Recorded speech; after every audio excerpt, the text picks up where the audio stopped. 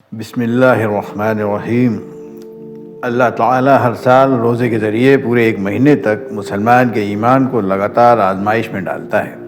اور اس آزمائش میں جتنا جتنا آدمی پورا اترتا جاتا ہے اتنا ہی اس کا ایمان مضبوط ہوتا جاتا ہے۔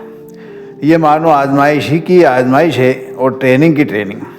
آپ جب کسی آدمی کے پاس امانت رکھواتے ہیں تو مانو اس کی ایمانداری کی آزمائش کرتے ہیں۔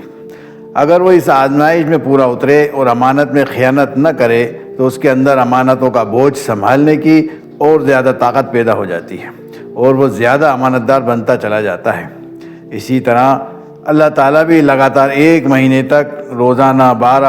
14 گھنٹوں تک آپ کے ایمان کو کڑی آزمائش میں ڈالتا ہے،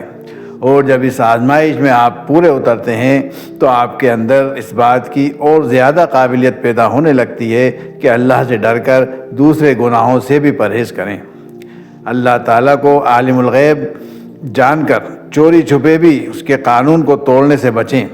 اور ہر موقع پر قیامت کا وہ دن آپ کو یاد آ جایا کرے جب سب کچھ کھل جائے گا اور بنا کسی کم و بیشی کے بھلائی کا بھلا اور برائی کا برا بدلہ ملے گا۔ روزے کی ایک دوسری خوبی بھی ہے، اور وہ یہ ہے کہ یہ ایک لمبی مدت تک شریعت کے حکموں کی لگاتار اطاعت کراتا ہے۔ نماز کی مدت ایک وقت میں کچھ منٹ سے زیادہ نہیں ہوتی، زکوٰۃ دینے کا وقت سال بھر میں صرف ایک بار آتا ہے، حج میں البتہ لمبی مدت لگتی ہے مگر اس کا موقع زندگی بھر میں ایک بار آتا ہے، اور وہ بھی سب کے لیے نہیں۔ ان سب کے برخلاف روزہ ہر سال پورے مہینے تک دن رات محمد صلی اللہ علیہ وسلم کے ذریعے سے لائی گئی شریعت کی پیروی کی مشق کراتا ہے۔ صبح سحری کے لیے اٹھو، ٹھیک فلاں وقت تک کھانا پینا سب بند کر دو، دن بھر فلاں کام کر سکتے اور فلاں نہیں کر سکتے،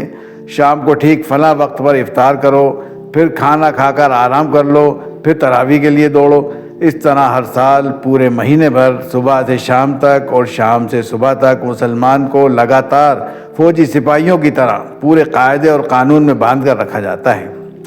اور پھر 11 مہینے کے لیے اسے چھوڑ دیا جاتا ہے تاکہ جو تربیت اس ایک مہینے میں اس نے حاصل کی ہے اس کے اثرات ظاہر ہوں، اور جو کمی پائی جائے وہ پھر دوسرے سال کی ٹریننگ میں پوری کی جائے۔